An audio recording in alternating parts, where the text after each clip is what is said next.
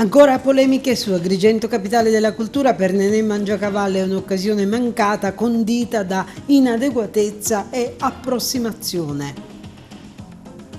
Legambiente, soluzioni insufficienti e fuorvianti che peseranno sulle tasche dei cittadini vessati da inefficienze nella gestione del sistema idrico. Appello per l'acqua pubblica, ma il Comune annuncia un accordo che sarà una svolta. Canzoneri ai nostri microfoni afferma la decisa intenzione di acquistare le quote dell'Acragas nonostante il paventato abbandono, e Deni venerdì indice una conferenza stampa, chiariremo tutto, dice. 5 arresti a Porto Empedocle, sequestrate 2 pistole ad un posto di blocco, e a Palermo per mafia 19 arresti. Corsi di formazione politica a Ribera, si comincia venerdì con Cuffaro, un calendario che prevede la presenza di tanti big. Il prefetto di Agrigento in visita alla Polizia di Stato, l'onorevole Marchetta, chiede più sicurezza per Contrada Caos. Avenia lascia il museo archeologico. Auguri al nostro Eugenio Cairone, che ieri è diventato nonno.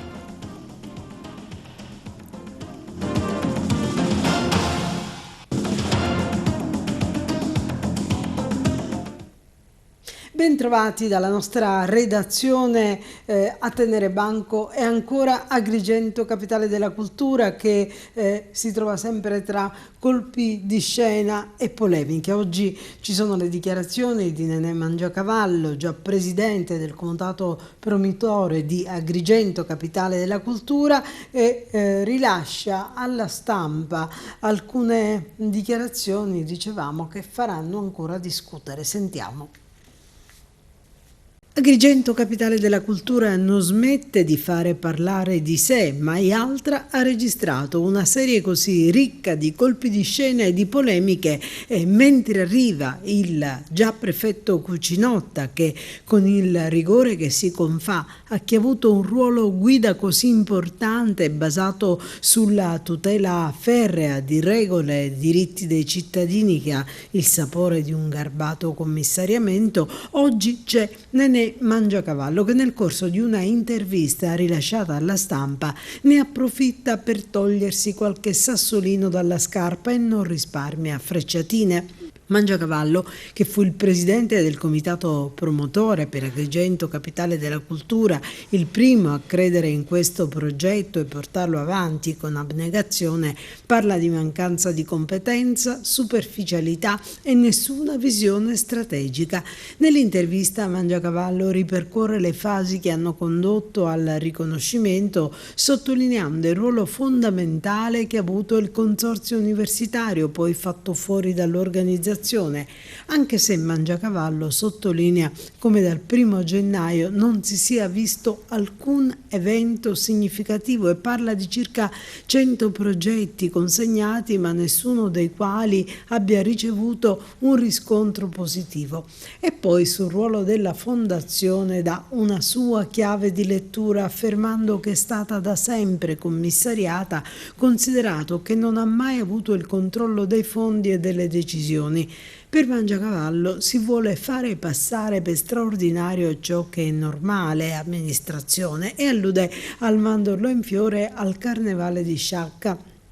Insomma, altra carne al fuoco per la stampa nazionale, che scandaglierà a dovere quanto affermato dall'ex presidente del CUPA per ancora nuovi titoloni e servizi contro Agrigento, con danno per gli agrigentini che vivono le inefficienze di chi amministra inadeguatamente la cosa pubblica e constatano sulla propria pelle il danno che ciò arreca alla loro crescita economica e sociale, che annienta qualunque sacrificio e rischio imprenditoriale che profonde la quasi totalità dei cittadini.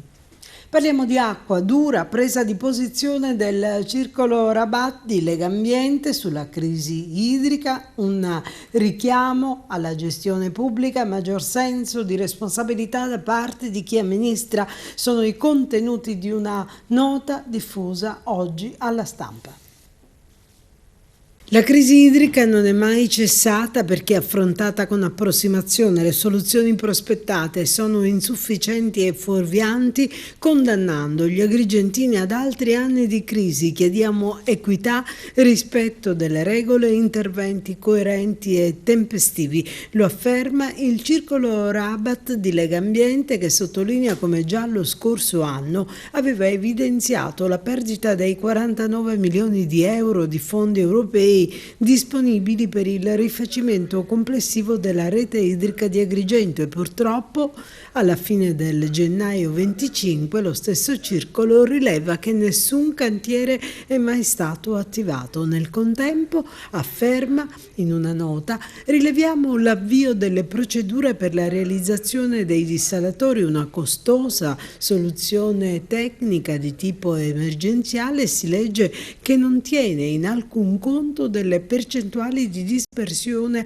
della risorsa nell'ambito della rete idrica cittadina. Si sta mettendo in condizione gli agrigentini di pagare 10 volte l'attuale costo dell'acqua, mantenendo il tasso di dispersione di oltre il 60%.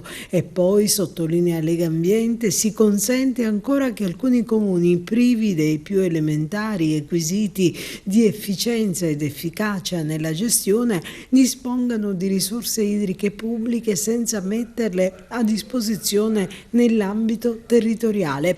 Questa disparità di trattamento, secondo Legambiente, calpesta i principi della legge Galli e del testo unico ambientale. Per questo, conclude il Circolo Rabat, auspichiamo una gestione pubblica dell'acqua di qualità ben maggiore rispetto a quella vista finora da ATI e AICA. E intanto sul servizio idrico e le manutenzioni un accordo definito come una svolta è stato siglato tra Comune di Agrigento e AICA. Sul servizio idrico e le manutenzioni un accordo è stato definito e denominato come una svolta, siglato tra il Comune di Agrigento e l'azienda AICA. In città saranno eseguiti più celermente e con efficacia gli interventi urgenti di manutenzione idrica e rimedio, in particolare dei ricorrenti inconvenienti causati dalle vetustà delle condotte rotte, vecchie, con varie dispersioni. Nel contempo sarà assicurata la continuità dell'erogazione idrica a tutela di un servizio pubblico essenziale. Questo quanto dichiarato dal sindaco di Agrigento Miccichè, intervenuto a seguito dell'approvazione in giunta della delibera 12 del 27 gennaio, che sancisce per l'appunto un accordo sostenuto e promosso con determinazione dallo stesso Miccichè con l'azienda AICA, l'ente gestore del servizio idrico. Nel dettaglio, il Comune di Agrigento compenserà delle bollette non ancora saldate all'AICA, eseguendo al posto dell'AICA stesso gli interventi di manutenzione ordinaria sulla rete idrica, riparando le rotture segnalate quotidianamente dai cittadini. Il sindaco aggiunge: l'amministrazione comunale ha voluto fortemente questa convenzione, ritenendola utile sotto il profilo strutturale e logistico legato alla manutenzione delle infrastrutture idriche della città. Confermiamo pertanto e rilanciamo il massimo impegno nel settore idrico, con costante e serrata attenzione alle incombenze, soprattutto a breve termine. Più in prospettiva confidiamo, continua Miccichè, nei lavori di ricostruzione della rete idrica cittadina e nell'attivazione dell'impianto di dissalazione a Porto Empedocle, di cui si occupa il commissario nazionale per l'emergenza idrica su diretto input da parte del presidente della regione Renato Schifani, sempre attento alle problematiche del nostro territorio.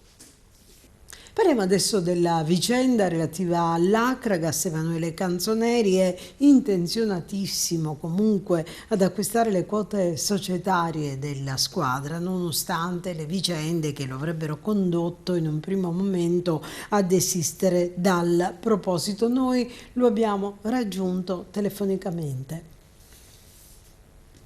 Emanuele Canzonieri, allora, com'è finita con l'acquisto dell'Acragas? Lei ieri ha fatto un comunicato stampa dove ha precisato determinate cose. Ecco, facciamo un po' la sintesi di ciò che è stato quello che ha fatto e che intenzioni ha da fare. Ma allora, in merito alla situazione Acragas, ho esternato ieri le varie problematiche che ci sono state durante la fase di acquisizione. La società in questo momento qua è in mano a dei soci che non sono Deni.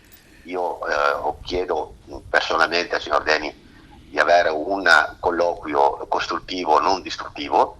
Io sono qua pronto a subentrare alla posizione della maggioranza come eravamo rimasti d'accordo, perché quello che noi avevamo concordato con Deni inizialmente è venuto a meno non per una mancanza di volontà da parte mia o anche da parte sua, ma perché non c'erano i presupposti per poter chiudere l'operazione di acquisizione totale delle quote, perché purtroppo la società è intestata a terze persone e quindi il passaggio di proprietà e i pagamenti non potevano essere canalizzati in una società che non ha niente a che spartire, a che vedere con le quote, la ripartizione delle quote societarie di Acragas. Quindi io chiedo al signor Deni se ha il piacere che ci sediamo nuovamente a tavolino, ma in maniera seria e corretta, non mettendo in mezzo società che non hanno nulla a che vedere con Acragas. Ecco, io questo dico, dopo errori ne abbiamo fatti tutti, ne facciamo tutti, delle volte si esternano delle affermazioni, delle parole che delle volte magari non si pensano, o per rabbia o per nervosismo, o anche per la situazione che comunque si è creata intorno all'ambiente calcistico Acragas. Io credo che se c'è la buona volontà e la volontà di portare avanti questa trattativa, io sono qui, insomma, non mi tiro indietro, se ben che adesso la situazione di classifica è deficitoria, ma io sono disposto anche a rilevare il tutto, consapevole che saremo a rischio di retrocessione, cosa che non credo, perché insieme al direttore sportivo Camarata si possono individuare dei profili che in estremis si possano portare quantomeno ai playoff. Quindi lei è intenzionato, diciamo, all'acquisto dell'Acragas in maniera proprio decisa, per cui, diciamo, faccia un passo indietro sia lei che Deni affinché si possa chiudere il cerchio, no? Assolutamente sì, io ho fatto quelle esternazioni lì, cioè ho fatto quelle dichiarazioni lì, perché deve capire che premesso che io non sono scappato da Agrigento, sono dovuto venire a Vicenza per motivi di lavoro. Ribadisco che quella conferenza stampa è stata fatta una conferenza stampa obbligata, perché mi hanno obbligato a fare questo. Erano stati presi degli impegni da parte mia che io li posso onorare tranquillamente, purché le cose vengono fatte in maniera onesta e corretta, non che vengono fatte così all'improvvisate, insomma, ecco. Quindi ma ci sono delle quote che ho firmato in studio da lui, i cedenti non hanno neanche la smart card, lui non era in possesso della smart card, lui a me questo ha detto. Però vado a polemiche che non servono a niente e possono soltanto ledere anche la situazione anche nell'ambiente. Io sono qua, se Giuseppe Deni o lui, chi rappresenta lui, o i soci direttamente sono disposti a riprendere in mano la trattativa, io sono qua. Non è un Tra l'altro lei è stato anche dal primo cittadino, dal sindaco Miccichè, ho visto che avete instaurato un buon rapporto.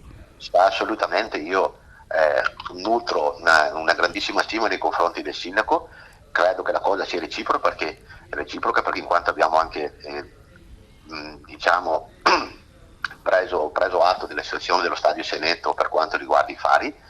C'è una promessa da parte del sindaco che i lavori a brevissimo inizieranno, che verrà fatto il bando di assegnazione per lo stadio, in modo tale che così io possa mettere le mani avanti con un progetto mio, di un architetto mio, o addirittura utilizzando il progetto l'ultimo progetto di ristrutturazione in essere dello stadio Seneto, possiamo fare dei grandi lavori, possiamo portare Agrigento dove merita, insomma, ecco, in una categoria superiore, più blasonata, però ci devono essere, dobbiamo fare un passo indietro tutti, ecco, nel senso di resettare quello che è stato detto, di essere trasparenti, onesti e corretti entrambi. Dopodiché io sono qua, non dico no a nessuno, sono attaccato alla città e alla città, perché comunque i tifosi, una volta che hanno capito la reale situazione, mi hanno riaccolto bene tra di loro. Con il sindaco, ripeto, abbiamo speso parole importanti entrambi, con l'occasione trasmissione, saluto il Franco Micichè di cuore e spero che ci di rivederci molto presto e di portare avanti tutti quei progetti che noi due quel giorno lì ci siamo prefissati. Insomma, un passo alla volta facciamo tutto. Restiamo in tema di Akragas perché l'attuale proprietà indice per venerdì una conferenza stampa con inizio alle ore 16 presso gli uffici del patron Giuseppe Deni. L'incontro è finalizzato, dicono, a chiarire nei dettagli le vicende riguardanti Canzoneri, accusato di diffondere false informazioni sulla società e sull'ipotetico acquisto delle quote di maggioranza. In quella sede i giornalisti avranno la possibilità di rivolgere le domande che riterranno a Deni, dirigenti, soci del club, l'allenatore Favarin e il capitano della squadra. E adesso qualche notizia di cronaca. 5 persone sono state arrestate dagli agenti delle volanti di Agrigento e dai poliziotti del commissariato di Porto Empedocle. Si tratta di giovani tutti noti alle forze dell'ordine. Uno di loro è il fratello di uno degli indagati recentemente arrestato nell'inchiesta sui clan mafiosi di Villa Seta e Porto Empedocle. Il controllo è scattato la scorsa notte quando i poliziotti hanno deciso di fermare l'auto su cui viaggiavano i 5.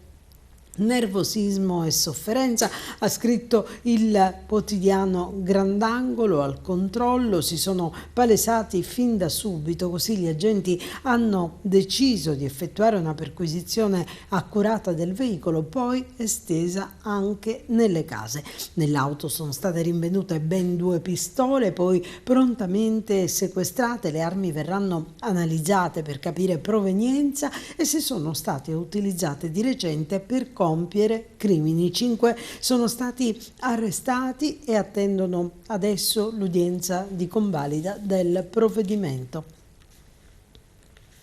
E altri arresti, questa volta a Palermo, esattamente 19.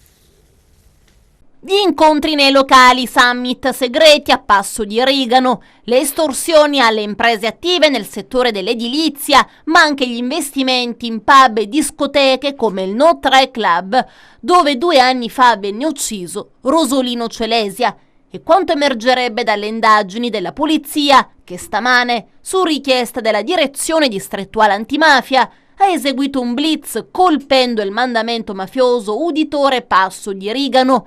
Tra le 19 persone arrestate e accusate a vario titolo dei reati di associazione mafiosa, estorsione aggravata, intestazione fittizia di beni ci sono anche Franco Bonura, Agostino Sansone e Girolamo Buscemi.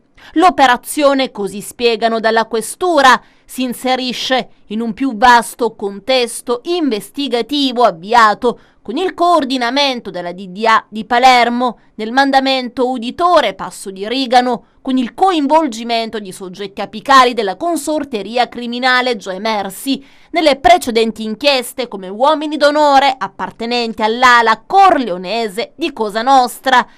Tra le persone indagate ce ne sono alcune che, dopo qualche anno trascorso in carcere, avrebbero tentato di consolidare le posizioni di potere attraverso il controllo e la gestione delle attività legate al settore dell'edilizia. Nel corso delle intercettazioni è emerso il ruolo di un esponente mafioso, una delle figure apicali nelle dinamiche della criminalità organizzata nostrana, risultato particolarmente attivo nella riorganizzazione di una rete relazionale qualificata per rifare la propria forza, ma anche ingerenza. Diversi gli incontri documentati dal personale della squadra mobile della Sisco, sia nei locali della città che all'interno di un fondo agricolo a Passo di Rigano in forma altamente riservata e finalizzata ad un confronto sullo stato dell'associazione mafiosa. Gli indagati, ricostruiscono ancora dalla polizia, avrebbero siglato un patto di garanzia per un ingente debito maturato nel passato in favore di uno storico mafioso ergastolano e stragista attualmente detenuto in regime di carcere duro. Per garantirsi liquidità avrebbero esercitato pressioni sulle ditte edili, così da favorire gli imprenditori vicini a Cosa Nostra e si sarebbero dedicati a un'altra attività remunerativa per la mafia, ovvero il pizzo.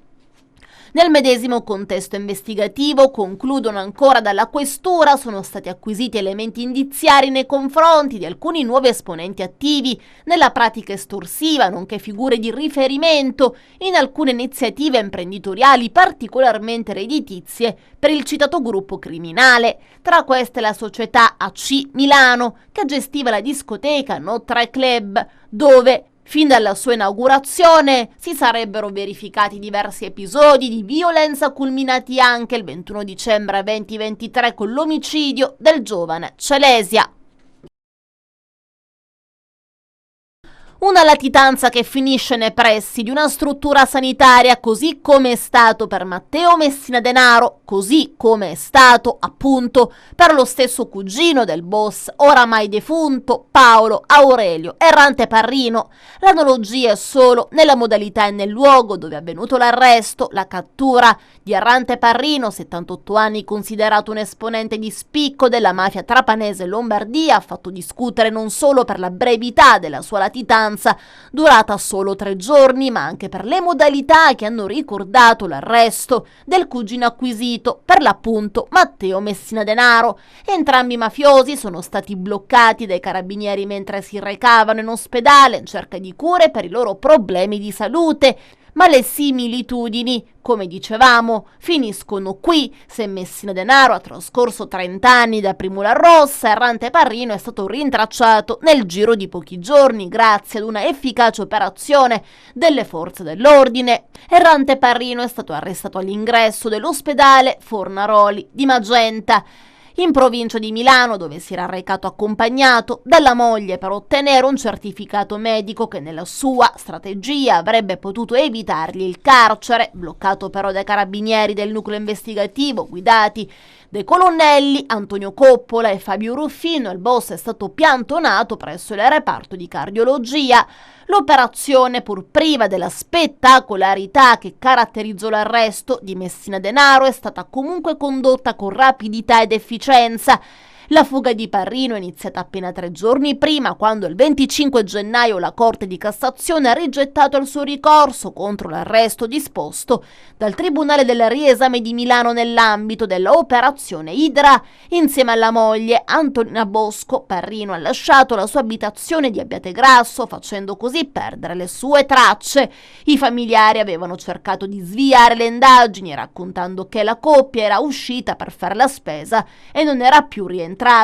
Nonostante alcune voci suggerissero una possibile fuga all'estero, i carabinieri hanno intuito che il boss fosse rimasto nell'unico territorio che sentiva familiare e protettivo, ossia la Lombardia. Originario anche lui di Castelvetrano, lo stesso territorio di Matteo Messina Denaro, Errante Parrino si era trasferito ad Abbiategrasso negli anni 90. Qui ha costruito una rete di contatti e attività che lo hanno reso una figura chiave per i clan trapanesi operanti al nord. Con la moglie aveva gestito a lungo il bar Las Vegas di Via Legnano e poi una ditta di arredamenti che, secondo gli investigatori, era messa a disposizione delle cosche per risolvere controversie criminali.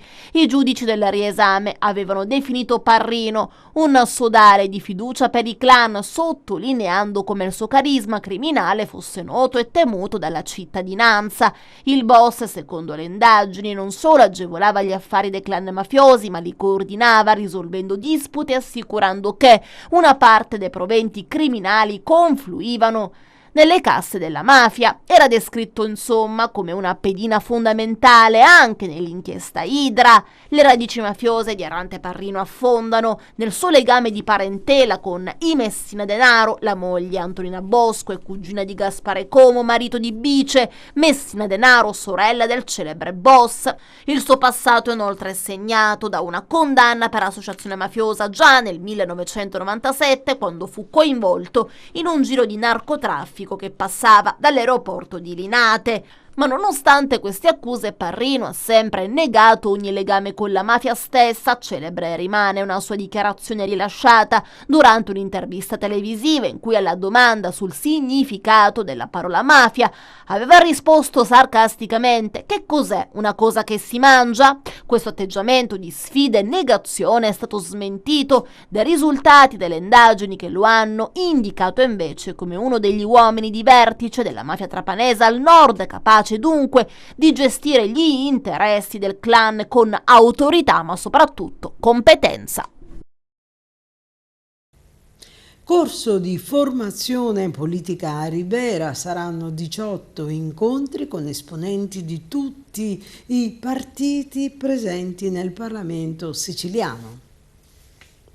18 incontri di formazione politica a Ribera, in provincia di Agrigento, durante i quali esponenti di diverse correnti politiche spiegheranno il significato di politica, fornendo una panoramica delle principali teorie e ideologie. Gli incontri saranno aperti a tutti i siciliani, non soltanto ai tesserati della Democrazia Cristiana, di qualunque età. Abbiamo deciso di organizzare un corso di 18 eventi per fornire una comprensione approfondita a 360 gradi delle dinamiche politiche, istituzionali e sociali alla popolazione, dichiara l'onorevole Carmelo Pace della DC. Oggi sempre più c'è bisogno di avvicinare la gente alla politica e ritengo che occorra partire proprio dalle basi, spiegando cos'è la politica. Durante gli incontri si alterneranno deputati regionali dei partiti presenti nel Parlamento siciliano, ex esponenti politici che sono stati protagonisti della politica regionale, lasciando un segno indelebile.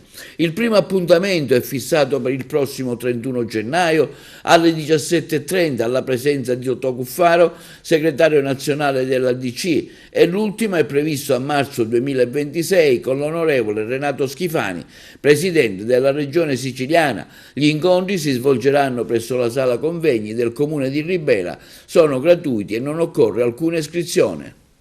E al corso di formazione politica che si terrà a Ribera interverranno anche l'onorevole Ismaele Lavardera e Nuccio Di Paola, che hanno dichiarato: abbiamo accettato l'invito di partecipare come relatori al corso di formazione politica organizzato dall'onorevole Carmelo Pace della Democrazia Cristiana, con un chiaro patto: dire tutto ciò che vorremmo senza filtri e senza limiti. Diremo cosa pensiamo della politica fallimentare cuffariana, diremo che la nostra visione politica sta agli antipodi del cuffarismo, un'occasione per poter dire queste cose in casa di chi ci ospita era troppo ghiotta, dicono, per rifiutarla. Ovviamente, sottolineano, lo faremo con garbo. E la Guardia Costiera di Lampedusa e i Vigili del Fuoco prestano soccorso ad un pescatore bloccato sulla scogliera prospiciente il faro di Capo Grecale. Giornata di impegno per la Guardia Costiera di Lampedusa e per i Vigili del Fuoco che si sono trovati a prestare ieri mattina soccorso a un pescatore di 35 anni disperso dal pomeriggio di ieri. Nella mattinata di ieri, da una segnalazione pervenuta alla Guardia Costiera di Lampedusa, rappresentava la scomparsa di un uomo di 35 anni, le cui ultime notizie risalivano al pomeriggio precedente, quando comunicava ai familiari l'intenzione di effettuare l'attività di pesca nella zona del faro di Capo Grecale, area caratterizzata da una scogliera a picco sul mare. Immediatamente la Guardia Costiera lampedusana inviava in zona 2 motovedette che raggiungevano in pochi minuti lo specchio di mare antistante Capo Grecale per iniziare le attività di ricerca, e contestualmente venivano allertati i vigili del fuoco del posto che prontamente si dirigevano nella zona. Dopo che le motovedette riuscivano a individuare il malcapitato, su una piccola sporgenza della scogliera a un'altezza di 30 metri dal livello del mare, veniva avviata una valutazione della situazione congiuntamente ai vigili del fuoco e dei rischi che avrebbe comportato l'attività di soccorso.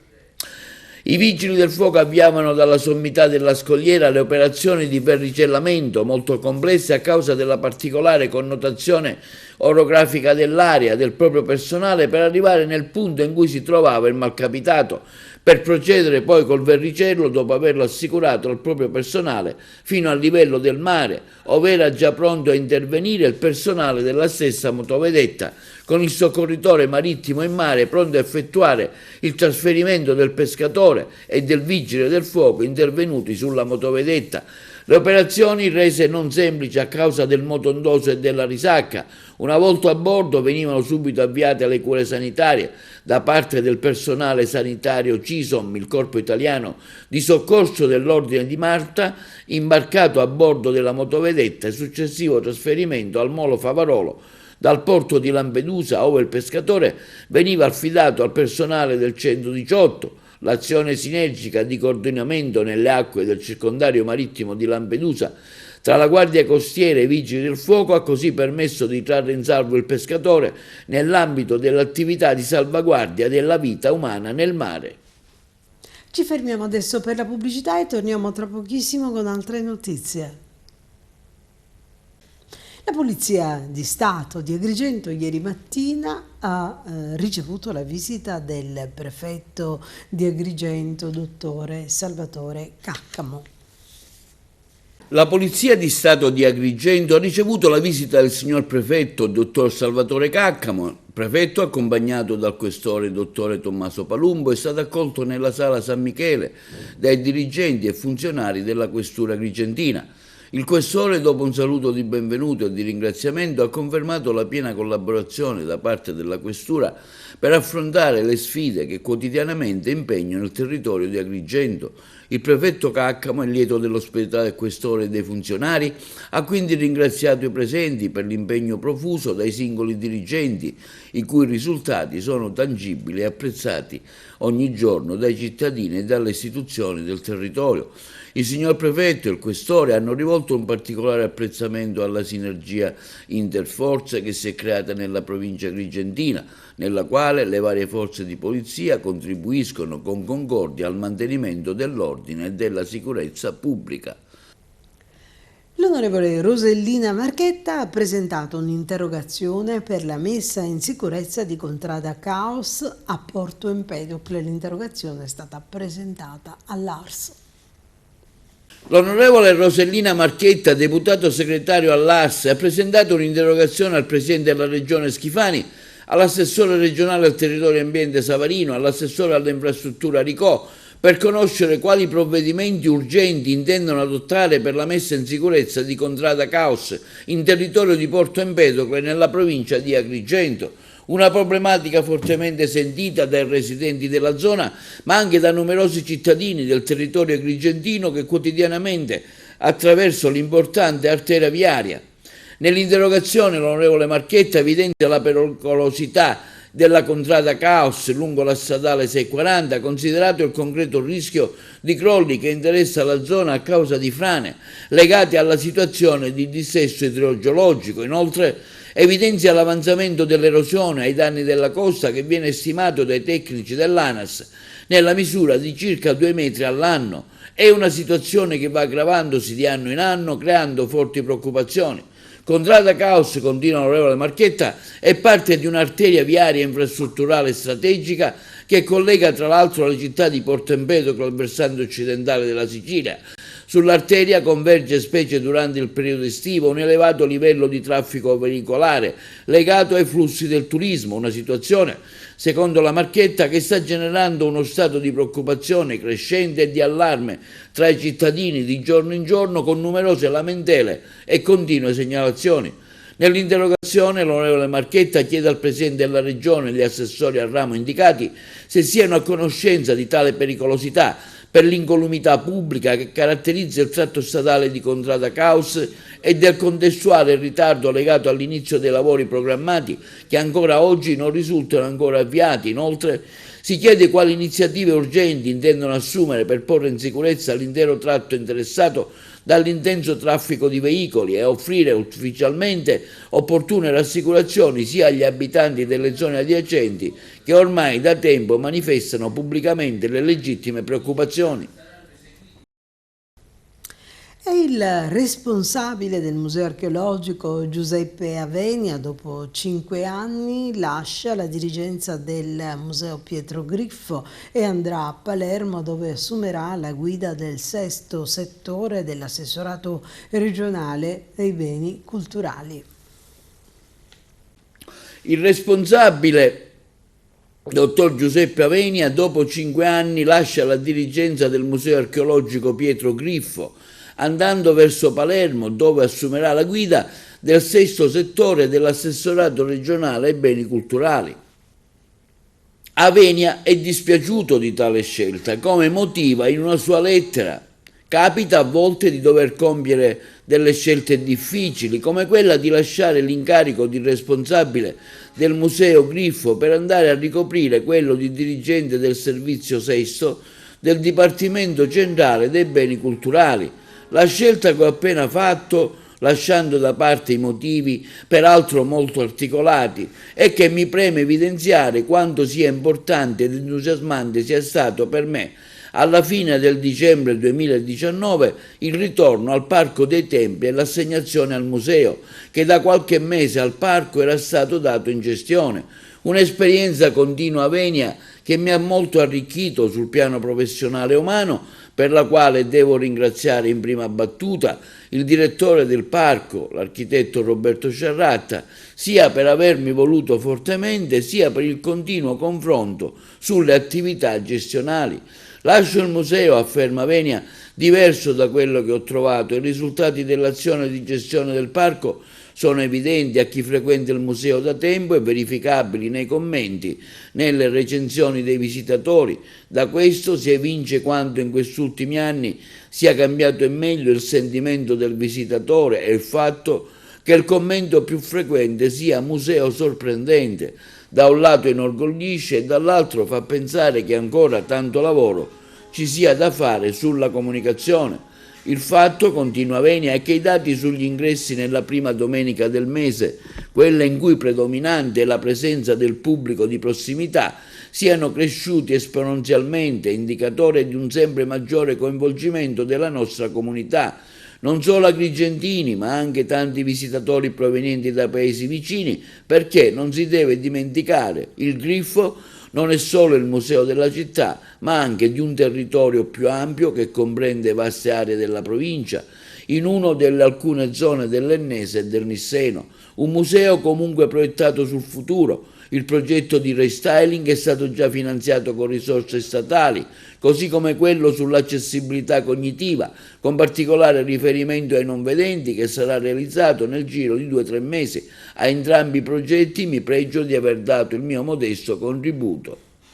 Per altri doverosi ringraziamenti evito di fare nomi, sarebbe una lista troppo lunga e farei torto a qualcuno dimenticandolo. Solo un grazie a tutti, perché ognuno di noi rimarrà qualcosa dentro, insieme alla sensazione perenne di aver lavorato in un posto magico, immerso nella storia e circondato dalla bellezza. E prima di salutarci vogliamo porgere gli auguri al nostro Eugenio Cairone, che insieme alla moglie Cettina Facciponte sono diventati nonni di un bellissimo bimbo al quale è stato imposto il nome di Francesco, nato ieri all'ospedale San Giovanni di Dio di Agrigento. Al papà Nicola, alla mamma Gemma, oltre che all'intera famiglia, giungano gli auspici di una vita serena e ricca di gioie per Francesco e i suoi cari.